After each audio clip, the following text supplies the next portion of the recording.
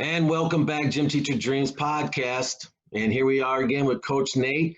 And today we're going to talk little X's and O's, I do believe, is what we're going to kind of talk about with Coach Nate. We've X and O'd with Coach Conroy a little bit for basketball, and here we are. We're going to start some X and O in football. So welcome, guys. How are you?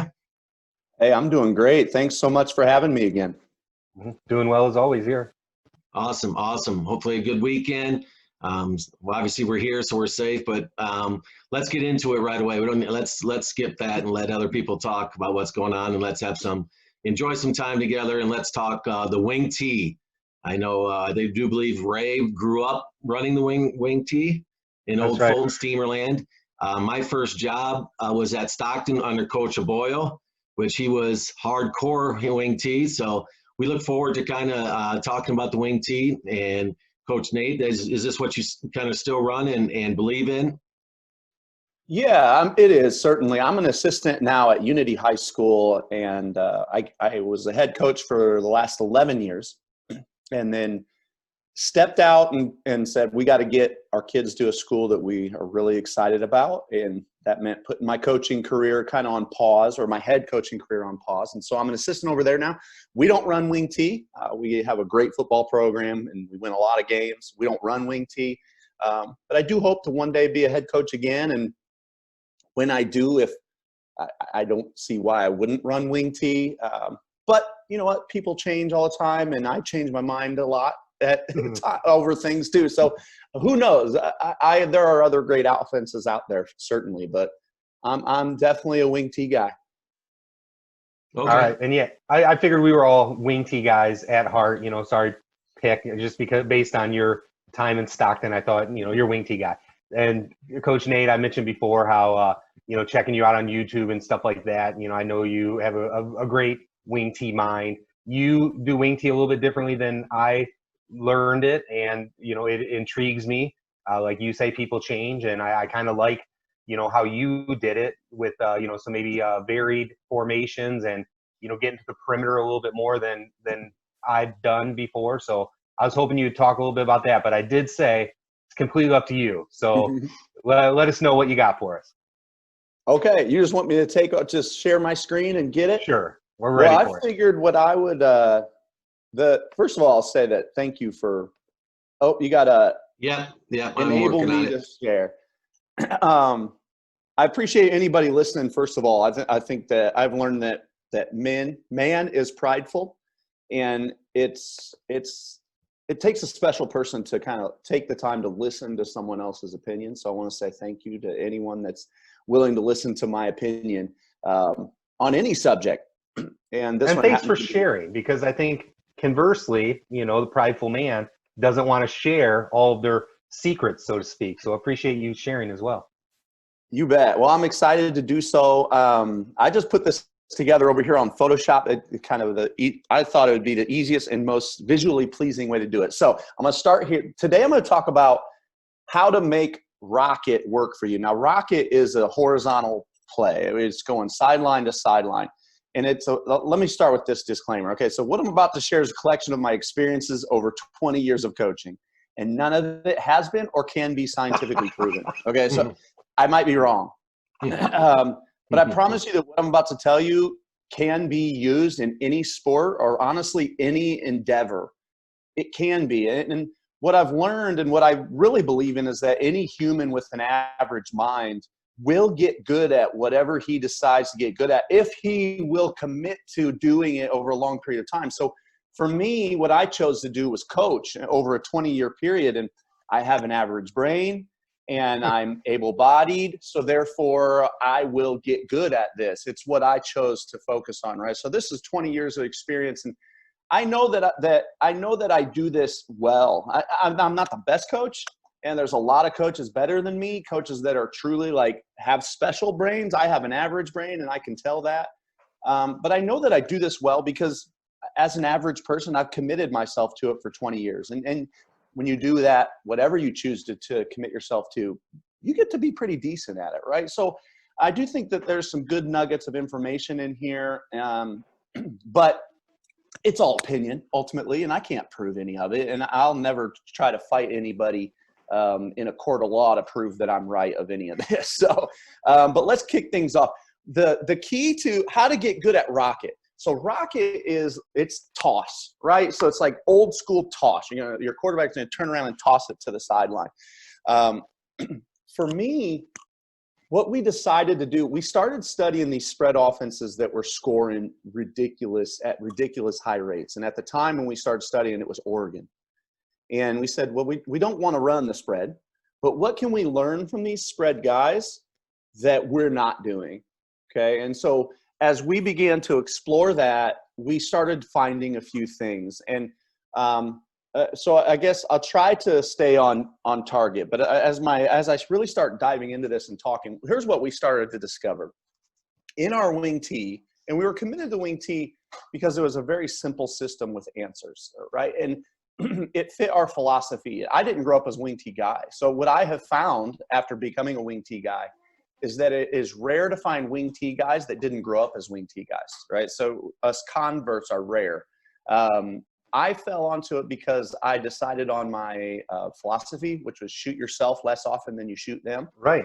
And let's see if we can make people beat us. And as I started studying offenses that would fit with that, what I came across was the wing tee was the offense that allowed you to make the least number of mistakes.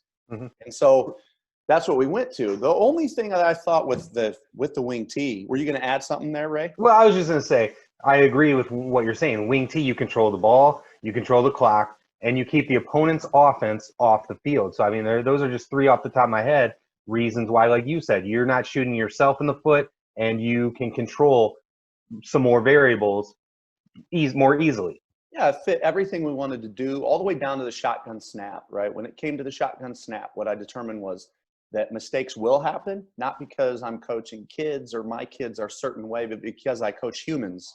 And humans will mess up. So I have to take into account the fact that they will mess up. And shotgun snap, a bad snap cost me -5 to -12. A bad snap under center cost me -1. And so I'm looking, we took everything into account, and that's how we fell onto it. Well, this was the difference in our wing tee. What we decided to do based on what Oregon was doing was stretch the field. Oregon had the bubble screen, and the bubble screen has changed the game. And the bubble screen, it gets the ball to the sideline in a hurry. Well, we didn't have bubble. What do we have? We have rocket. We could toss it. So how do we stretch it? And the second thing is, how do we stretch it vertically? Right? So this is the pass game. So what we wanted to do is we wanted to stretch the field 50 yards this way and 50 yards this way. And going from our old wing tee, and listen, I love the wing tee, even old traditional double tight wing tee. But when I sit here in this, it was harder to stretch 50 yards this way and 50 yards this way.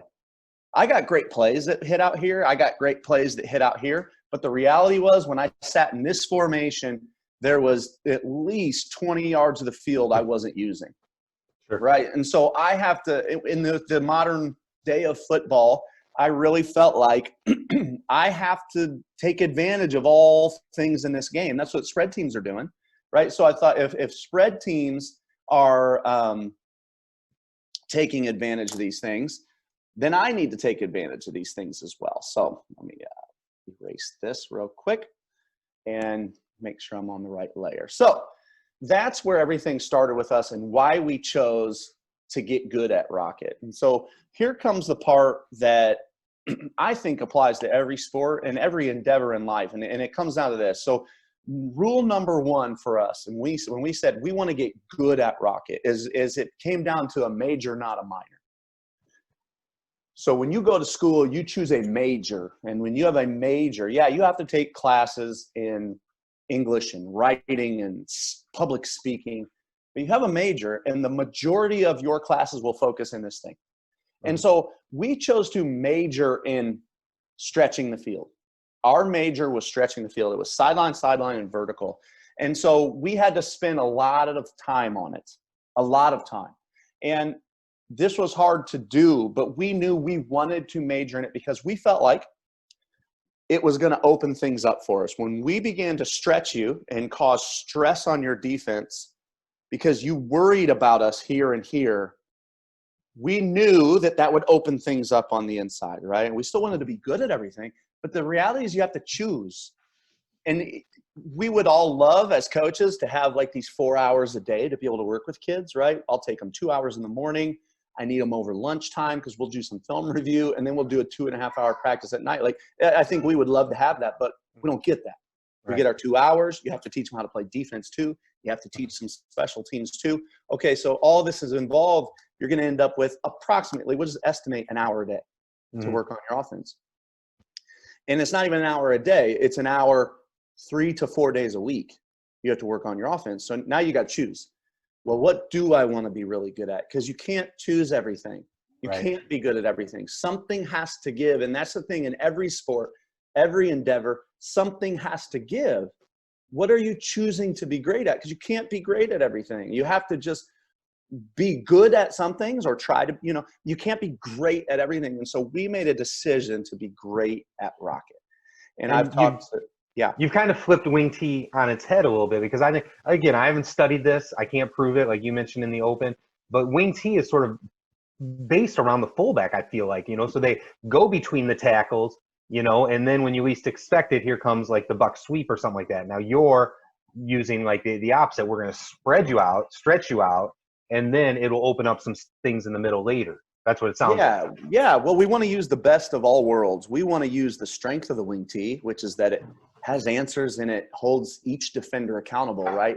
If blank defender is hurting you, well, the system has an answer for that. This play is what you want to use, right? So we're going to use the best of that world, and we're going to use the best of what humans have figured out, which is in the game of football. I mean, listen, you cannot hide the fact that we score way more than we used to score.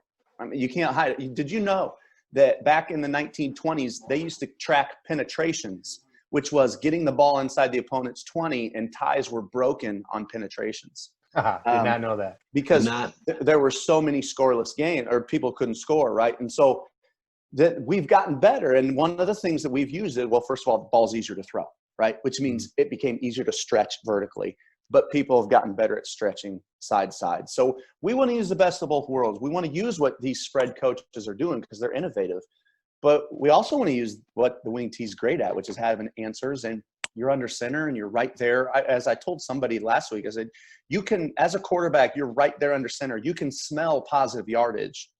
You're right there. You're very close to positive yardage. You need to take that. That's an advantage. So for us, stretching horizontal was major. And I think this is a part that gets lost. Because I've talked to many coaches since that have said, we want to get better at Rocket. Your team was probably the best we've seen at Rocket. How do we get better? And I kind of always start with this and say, there's no nugget of info or intel I'm going to give you that's going to change your Rocket game. What it's going to come down to is, are you willing to practice it? And I mean a lot. Or what are you willing to give up to be really good at it, right? So that's the question you have to ask. And so I think that applies to basketball and baseball. What are you choosing to be great at? What are you willing to give up to be great at it, right? And so that's where it came down. So it came down to three things: people, practice, and commitment. So I kind of talked about that commitment. Well, it comes down to people. You got to have a dude, a special kid, right? So you don't always have special kids. I get that. But you do have some control over that. And you're going to say, where's my special kid going to go, right? I could put him at fullback, which a lot of wing T teams will. Yep. Or I'm going to put him on the edge so I can reach the edge, right? So you do have some control over people, but you also have other control over people, because there's another huge component to running Rocket and stretching the field horizontally well. Number one is the guy you're going to give the ball to. But number two is who's going to be blocking for him. So we had two special wings back in the day. Well, here's the thing. One kid was a little faster than the other, but one kid was a significantly better blocker than the other, right? Okay. So it's like this kid ended up running Rocket for more yards than this kid. But what we don't know is how many yards would this kid have run Rocket for if he could have blocked for himself, right? Because when he ran Rocket, he was blocking for him. And so that makes a difference. So people's a big deal.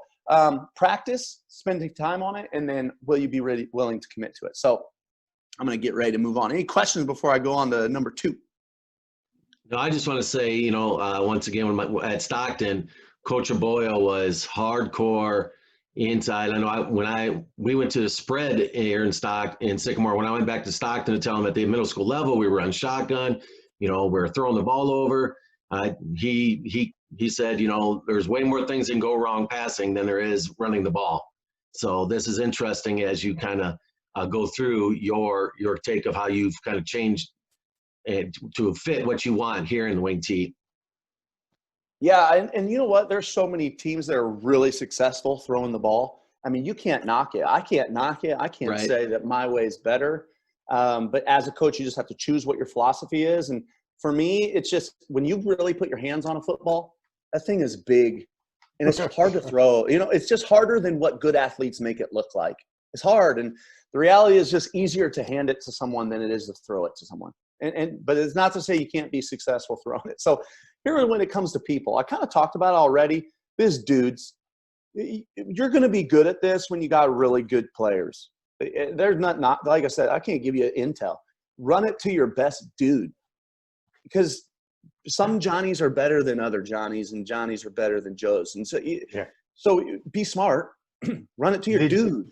Did you watch Last Chance U at all? Any of the seasons of that? Because that the controversial coach, he always said it's the Johnnies and Joes, not the X's and O's. Yeah. So it's not me as a coach. I'm not great, but these dudes that are playing for me, running my system, they're great, and they make me look good. Absolutely. So we call our wings F and Z, and our fullbacks are B. But I'll say this about dudes: if this is my dude, then I'm going to have some sort of tag, something. I'm going to make something up where these two switch places, right? Okay. So that on a certain play, B comes here and F comes here, because I want to give you the ball. You're too good. I want to give you the ball. And so when it comes down to it, you can't design. People have said, well, is this a good play? Is blank a good play? Is blank a good play? And I would say, does it go to him? Then it can only go so bad. It can only be so bad. You can drop almost whatever you want. If it goes to him, yeah, it's a good play. It's a good play. It goes to him. So on years where F, Z, and B are all dudes, guess what? You're going to be really good. Yeah, you're going to win a lot of games. Yeah, so I don't want to belittle that. At the end of the day, it comes down to dudes. All right, so the next way we're going to win is with numbers. So we want to get people to the point of attack. We're going to go to the sideline. So we need to get people to the sideline. So by saying that, this is a basic, and Y is tight end and X is for us receiver. This is our basic wing tee set. Okay? Now, we chose to run it from two wings, but that was because we wanted to stretch side, right? Most wing tee teams are going to put the guy here. But we wanted this F here because we could run rocket here. And then we could run rocket over here to the left, too. So this is our base wing tee formation. Now, I'll tell you, though. Go ahead. I'm sorry. I've heard defensive coaches say that they hate that, too, when you have the double wing look, because it's a little bit harder to pick up on tendencies and things like that. You're a little bit more balanced. Yeah, it's a pain in the butt. Now, it has putting your halfback here has advantages, too, right? So it's like everything. What do you willing to give up in order to put that guy over there? But for us, again, what was our major? Stretching side to side. So if that's our major, we need to stick with it, and everything we do needs to fit the major. And so this is our base set. But here's the thing. We rarely run rocket from this set. Okay? We can. We don't want to. And the reason we don't want to is because we would rather get another guy over here. We're going to run rocket here. So I want a guy over here. Okay, so what else might I do? So let's make a new layer here. Well, this is where the ball was. I want to take another guy and put him over here. So this is the set we would run it from the most, right? So now we've got another guy. It's this guy right here. We moved him from the left to the right. Now you can do this two ways. You can either go tackle over, or you can go Y over. Y is your tight end over. You can take either guy over, okay? So now it came down to, again, the who's, okay?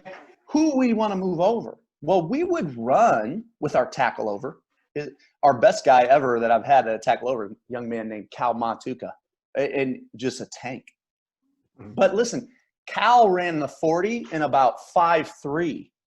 I had another kid named Matt, who was my tight end, Matt Sherrick, who ran the 40 in about 4.8.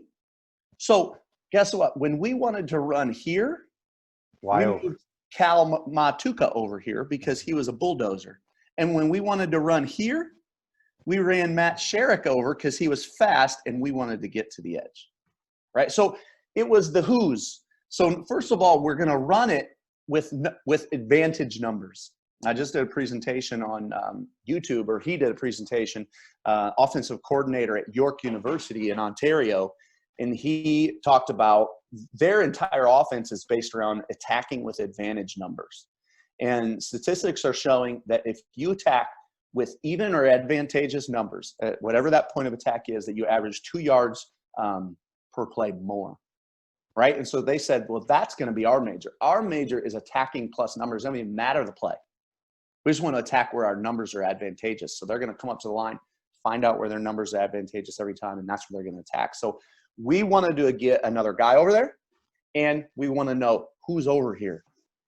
Okay? Now, you mentioned those numbers, and I'm guessing that the answer for you might be no, but, the coach that was just talking, from Ontario, do you do like any check with me's or whatever, where you go to the line, you have a play to the left, play to the right, check the numbers, quarterback makes a call? Now, we don't. Sure. But that's only because I coach at a high school, and I want to, again, my philosophy is least mistakes. My number one, even my philosophy over majoring and stretching the ball sideline is less mistakes. And Right. we're going to just take those decisions for our kids. We try Sure. to take as many of those decisions for our kids. But would that be a great idea? Yeah. Would I love to be able to get to that? For sure. I think that's genius. Get to the point where you can. And I think if I were to ever be a college coach and run something like this, I think I would for sure do that. Or I got to the point where my kids were 2 platoon, where like my offense kids were only offense kids. Yeah. Now I think we definitely would. So the last piece of the who, I'll tell you, and again, I told you we're going to get a guy over here, is who's this? Okay? So if he's a big bad dude, some receivers are bigger dudes or like tougher than others. If he's really tough stud athlete, we keep him in tight and he blocks down. Okay. If he's your basic nice kid who's fast, but he doesn't want any piece of this kid right here, Mm-hmm. Right. we keep him out wide. And he goes and blocks the other skinny kid that plays out here for a reason.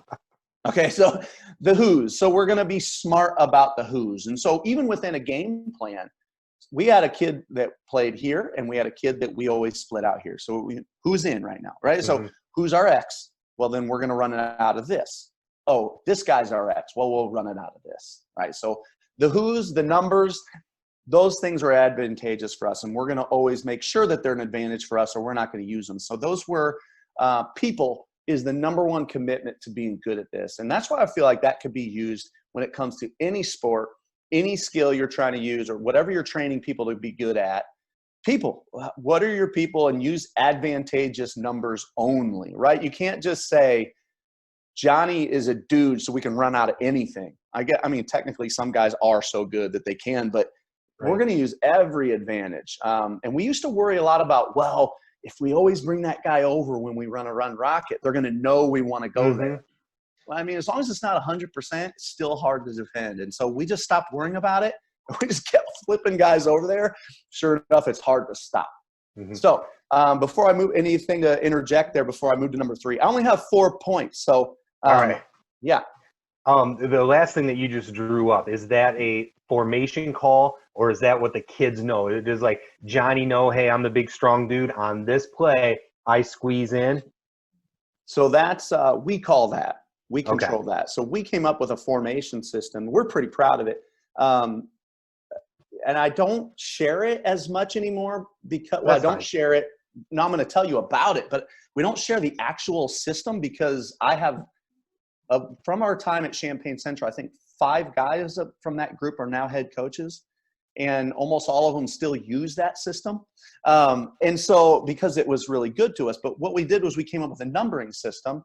Yeah. And the numbering system allowed us to just say, by whatever the call is in numbers, we will then, I need a new layer here. Okay. By the call, that'll split you out, right? So if this is where the ball usually is, if we want you to line up here, that's in a tight end spot, that'll be a certain number. Okay.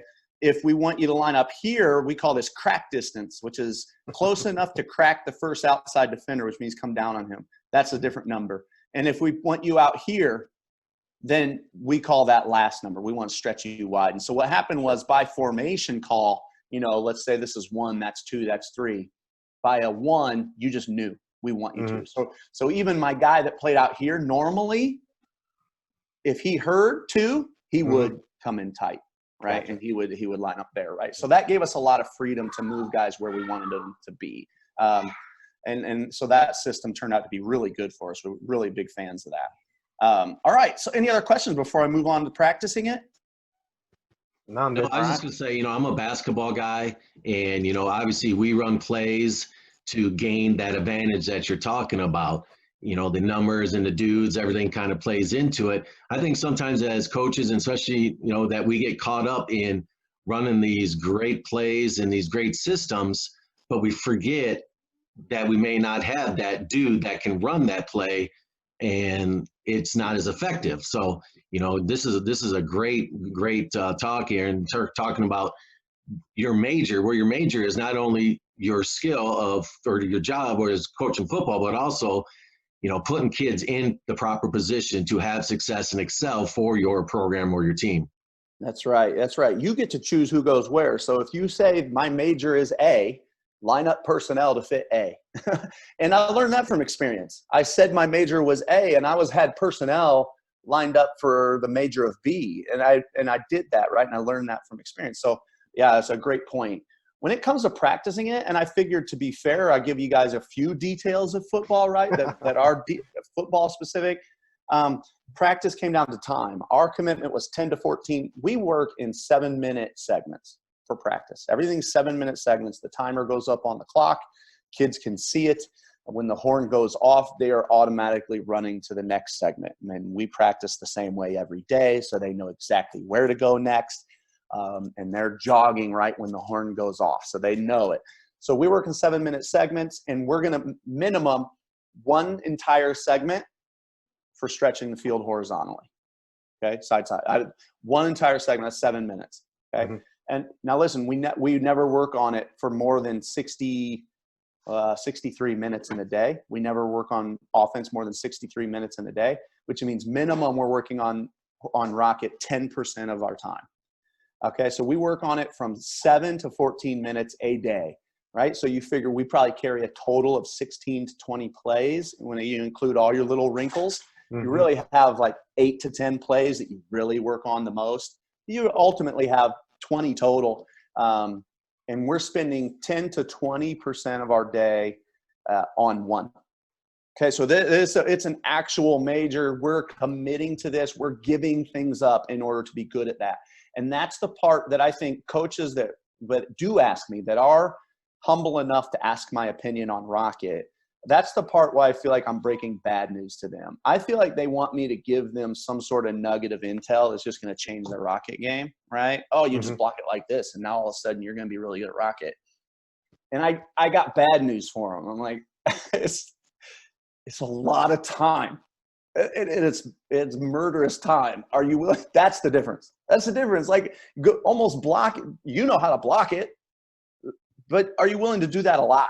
All right, so here's how we practice it. First of all, our kids are practicing it in our frames time, okay? So when we go frames, that's 7 minutes a day of frames. When we run frames, we've got our F, we've got our Q, we've got our B, and we've got our Z there for frames. Our X's and Y's are off somewhere else practicing something else, and our O-line is off somewhere else practicing something else. We've got this big hose out, and the hose has your old school offensive lineman written on it, right? So you can see what goes where. And all these guys are lined up, and we're going to run through all of our offensive plays in rapid fire. We run through our base plays, okay? So we're doing this in rapid fire. Since you brought up the hose, what are your splits? Do those change depending on play call and maybe the game planning and things? By default, we go 2-3-3, 2 feet. Okay. So we're a finesse Rocket team. We're not a bludgeon you, right? So we've always had small linemen. We actually prefer small linemen. We want guys that can get off the ball and run. We love guys that can run. Tough kids. Sure. Now listen, strong. Yeah, we want strong, but we want a tough kid. So we're pretty wide splits. And but they will change based on how good are you, or maybe how ungood are you, because we want to go 2-3-3. But if you're not as good as we were hoping our tackle was, we might split you down to 2, right? The other thing that could change that is a team that really has a guy that's hurting us. We'll make a minus call. And we're going to say, just split down. He's too good for us. Right? Mm-hmm. He's too good. We got to cut our split down. So we will change. But for the most part, 2-3-3. 2 feet from center to guard, 3 feet from guard to tackle, and the tight end. So that's what we want to be. So here we go. We line up, and now we're all of our plays in rapid fire. So we're going to run rocket. Now it's a 7-minute segment, sometimes 14. But we're going to get several reps of rocket in here. So here's 2 to 3 minutes we're stealing of rocket. And that's we're practicing the timing off the cadence. For us, it was ready, race, set, go. Ready, race, set, go. And so they're practicing getting off in that full speed motion. He needs to run through the heels.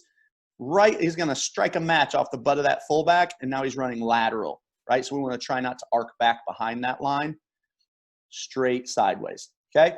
Quarterback's going to reverse out. He needs to get his, if this is my right foot, this is my left foot. If I'm reversing out, I want to get my left foot pointing to where I'm trying to toss it to. So here, right? The last piece of the puzzle is how he tosses it. Another little detail.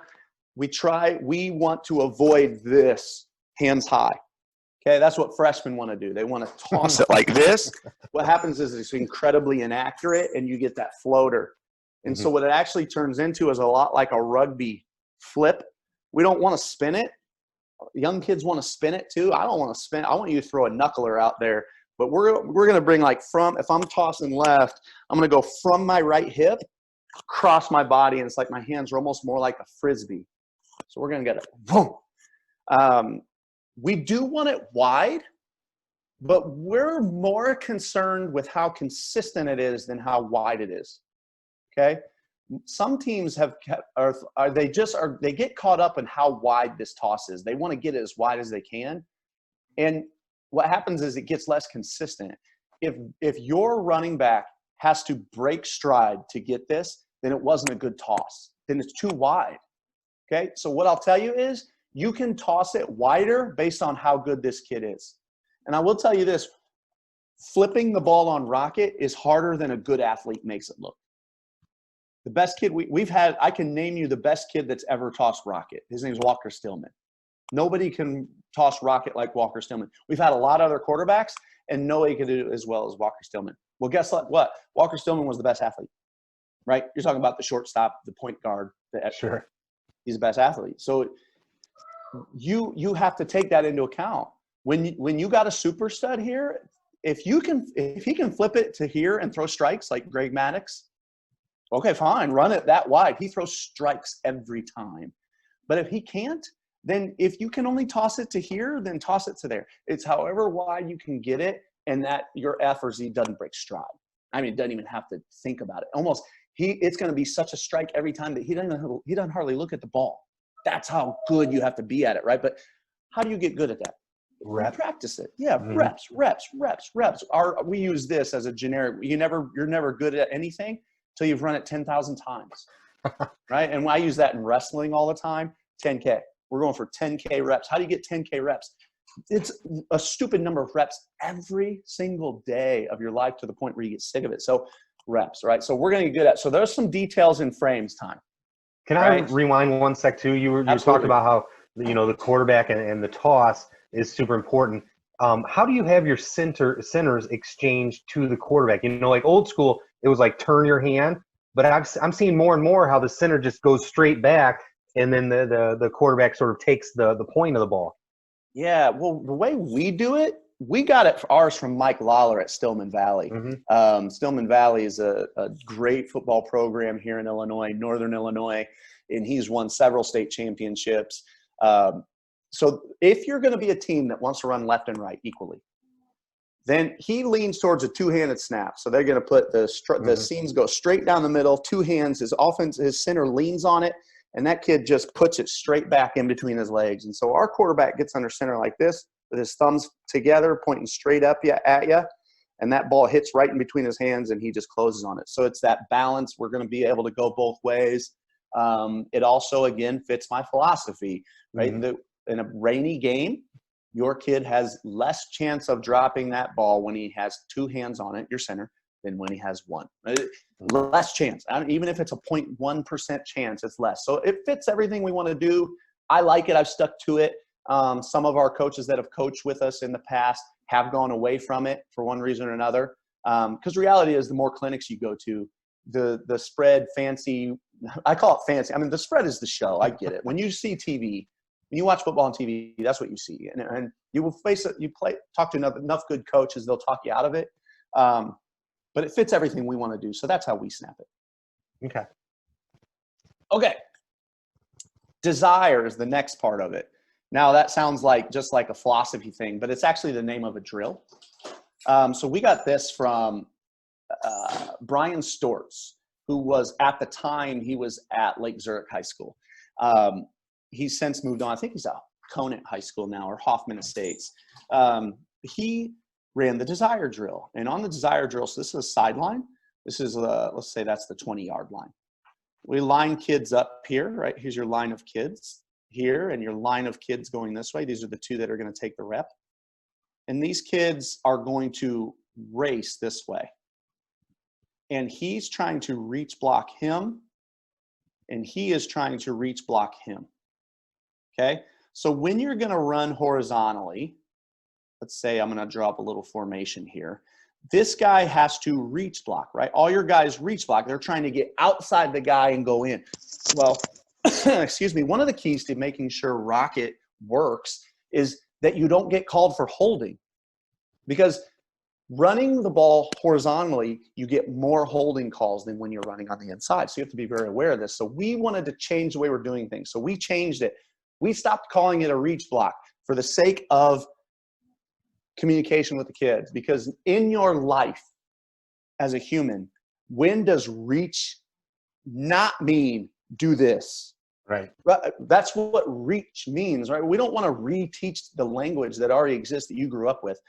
So when we would say reach block, which in the world of football, that's called a reach block, the kids wanted to reach, but we're like, we don't want you to reach. We're going to change the way we block this so we don't get called for holding. What we want to do now is we turn, and I want to get my near hand across. I want to get my elbow across your body, and when I get my elbow in front of you, I'll square up like this, and this is how we want to block. Literally like that, because we can't get called for holding. It's minus 15.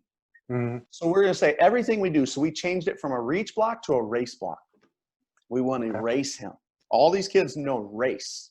Our actual word was race skate, and I'll get to that last here in the POAs, but race skate. But we want to race, and so these kids are going to race each other, and they're trying to reach block each other. And we would never say those words to our kids, but we would say, you're trying to race block him. And these kids will run 30 yards down that line of scrimmage trying to win that battle, right? Loser has 5 up downs. Next 2 guys are up. And the next 2 are going down that. Both trying to race each other. Ready? Or say, go, boom. They're